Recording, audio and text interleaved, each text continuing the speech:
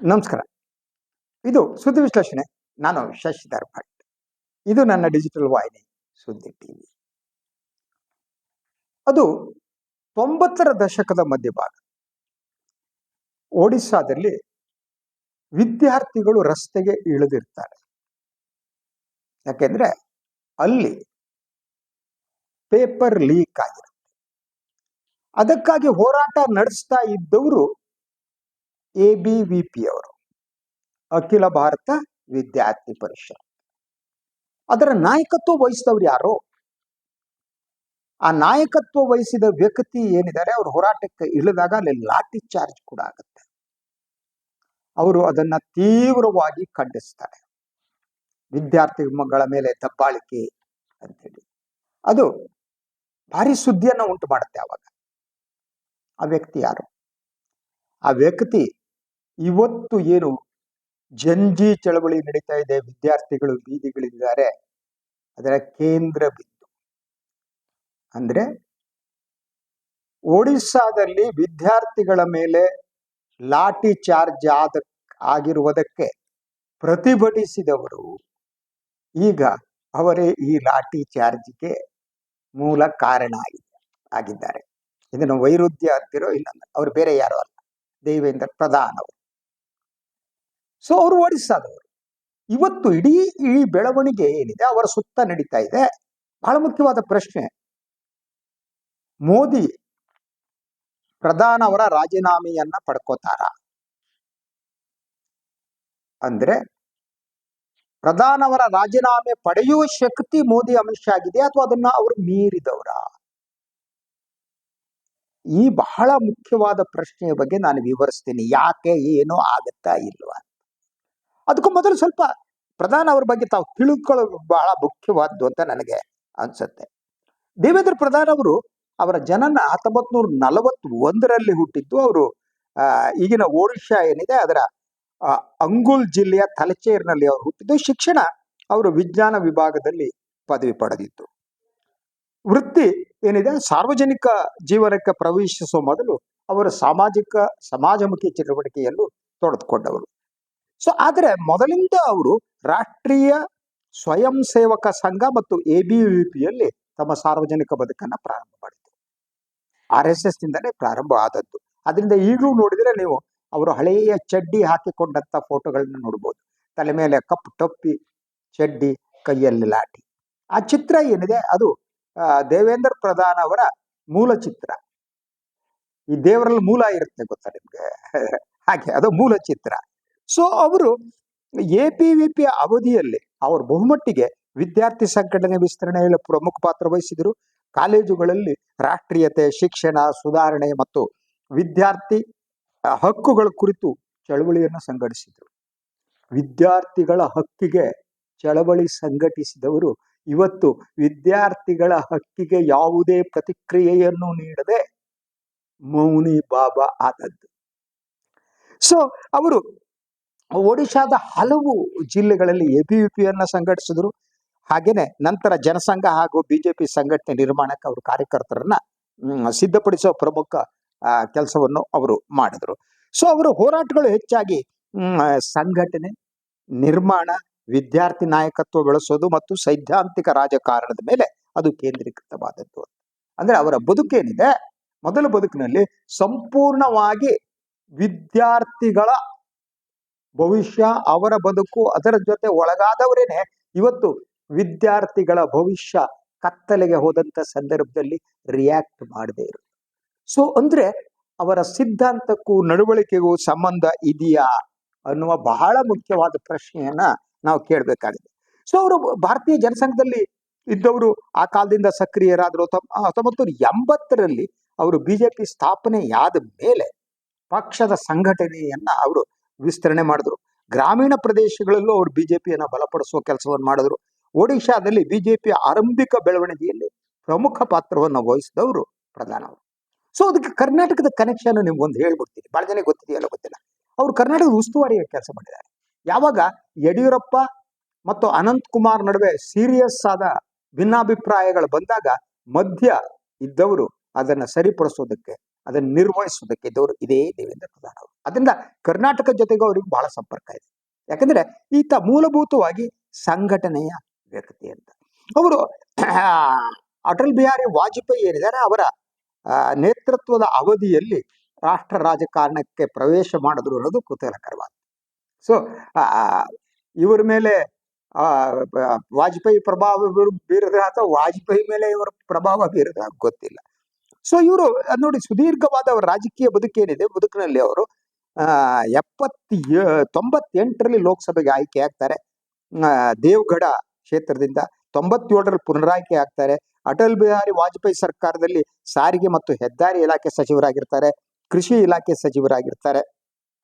ಅವರ ಅವಧಿಯಲ್ಲೇನೆ ರಾಷ್ಟ್ರೀಯ ಹೆದ್ದಾರಿ ಅಭಿವೃದ್ಧಿ ಮತ್ತು ಗ್ರಾಮೀಣ ಸಂಪರ್ಕಕ್ಕೆ ಸಂಬಂಧಪಟ್ಟಂತ ಹಲವು ಯೋಜನೆಗಳಲ್ಲಿ ಅವರು ಕೆಲಸ ಮಾಡ್ತಾರೆ. ಅದರ ಜೊತೆಗೆ ಅವರ ಪ್ರಮುಖ ಆಸಕ್ತಿಗಳು ಕೂಡ ಗ್ರಾಮೀಣ ಅಭಿವೃದ್ಧಿ, ಶಿಕ್ಷಣ, ಯುವಕರ ಸಂಘಟನೆ, ಕೃಷಿಕರ ಸಮಸ್ಯೆಗಳು, ಸಾಮಾಜಿಕ ಸೇವೆ, ಹೀಗೆ ನಾವನ್ನು ಪಟ್ಟಿ ಮಾಡ್ತಾ ಹೋಗ್ಬೋದು.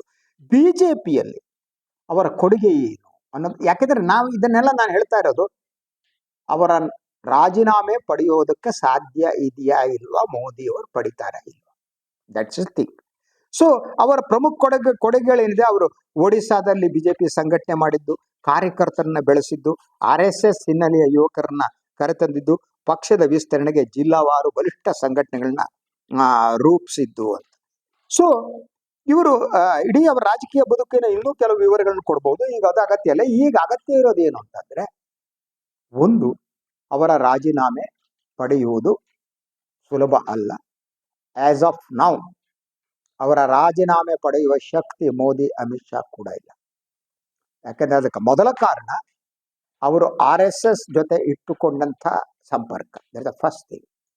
ಸೆಕೆಂಡ್ ಥಿಂಗ್, ಅವರು ಮೂಲ ಸಂಘ ಪರಿವಾರದಿಂದ ಬಂದವರು, ಚಡ್ಡಿ ಹಾಕಿ ಕವಾಯತು ಮಾಡಿದವರು, ಲಾಠಿ ತಿರುಗಿಸಿದವರು, ಪಕ್ಷವನ್ನ ಜನಸಂಘದ ಕಾಲದಿಂದಲೂ ಸಂಘಟನೆ ಮಾಡಿದವರು. ಆದ್ರಿಂದ ಅವ್ರನ್ನ ಸ್ಯಾಕ್ರಿಫೈಸ್ ಮಾಡೋದಿದೆಯಲ್ಲ, ಅದು ಸುಲಭ ಅಲ್ಲ. ಆ ಶಕ್ತಿ ಮೋದಿ, ಅಮಿತ್ ಶಾಗೂ ಇದೆ ಅಂತ ನನಗೆ ಅನ್ಸಲ್ಲ. First thing. ಎರಡನೇದಾಗಿ, ಅವರ ಮೂಲ ಇರುವುದು ಸಂಘಟನೆಯಲ್ಲಿ, ಅಧಿಕಾರದಲ್ಲ. ಈ ಸಂಘಟನೆಯಲ್ಲಿರುವವರನ್ನ ಅಲ್ಲಾಡಿಸುವುದು ಅಷ್ಟು ಸುಲಭ ಅಲ್ಲ. That is the second thing. ಇನ್ನೊಂದು ಬಹಳ ಮುಖ್ಯವಾದ ವಿಚಾರ ಅಂದ್ರೆ, ಬಿಜೆಪಿ ಏನಿದೆ ಅದು ಅದರ ಇಡೀ ರಾಜಕಾರಣದ ನೆರೇಟಿವ್ಸ್ಗಳನ್ನ ಅರ್ಥ ಮಾಡ್ಕೊಳ್ಳೋದು ಸುಲಭ ಅಲ್ಲ.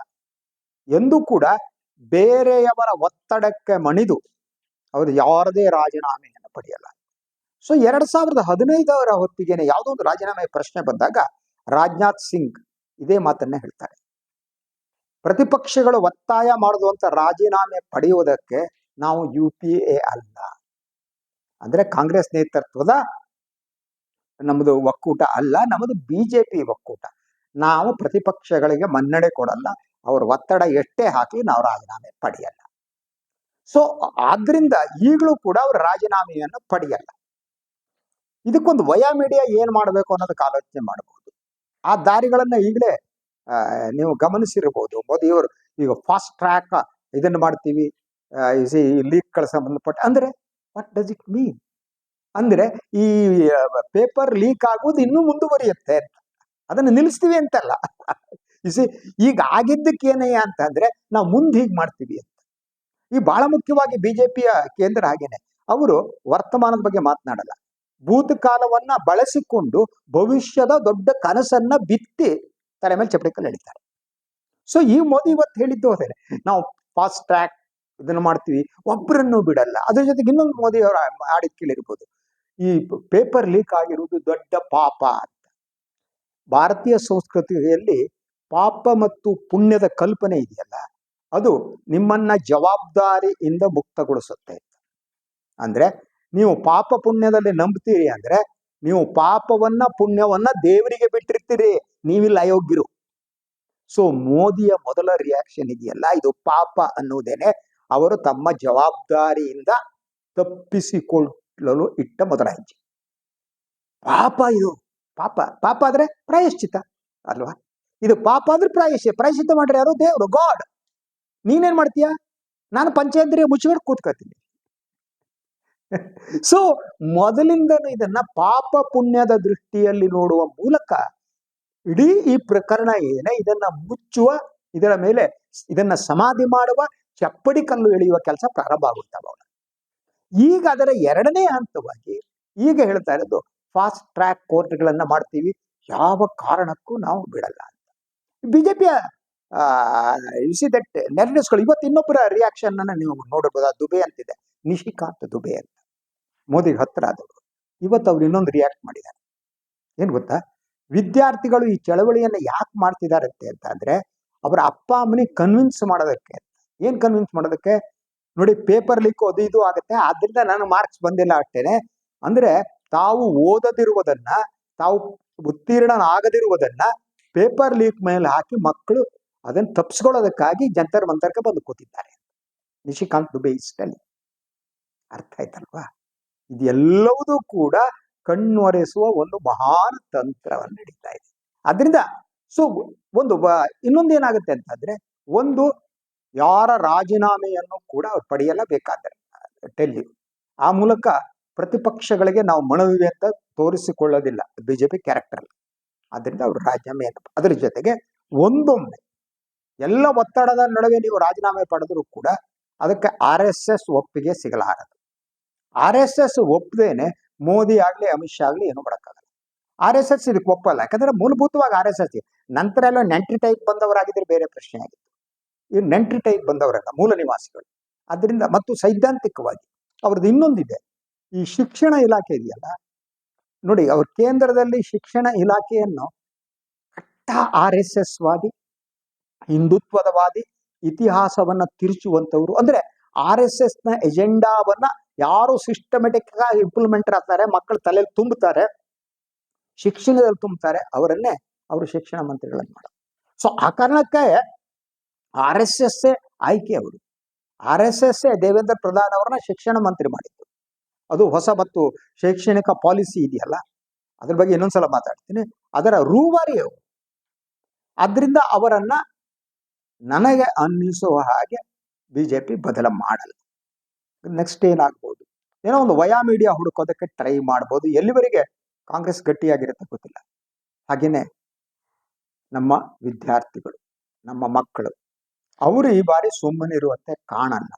ಯಾಕಂದ್ರೆ ವಿದ್ಯಾರ್ಥಿಗಳ ಶಕ್ತಿನೇ ಹಾಗೆ. ಅವರು ಈ ರಾಜಕೀಯವನ್ನ ಪಲ್ಲಟಗೊಳಿಸ್ತಾ ಇರುತ್ತೆ ಯುವ ಶಕ್ತಿ. ಯುವ ಮನಸ್ಸು ಕೆಲಸ ಮಾಡದೆ ಹಾಗೆ.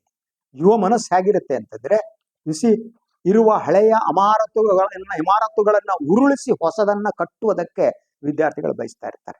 ಹಳೆಯದನ್ನು ಉರುಳಿಸಿ, ಅದು ರಾಮ ಮಂದಿರವನ್ನ ಕಟ್ಟೋದಲ್ಲ, ಮಸೀದಿಯನ್ನು ಕೆಡಗೋದಲ್ಲ, ಅವರು ಹೊಸ ಸಮಾಜವನ್ನ ಕಟ್ಟುವ ತುಡಿತ ವಿದ್ಯಾರ್ಥಿಗಳಿರುತ್ತೆ. ನೀವು ಅಲ್ಲಿ ಮಾತನಾಡೋರು ಮಕ್ಕಳು ನೋಡಿರ್ಬೋದು, ಅವರ ರಿಯಲೈಸೇಷನ್.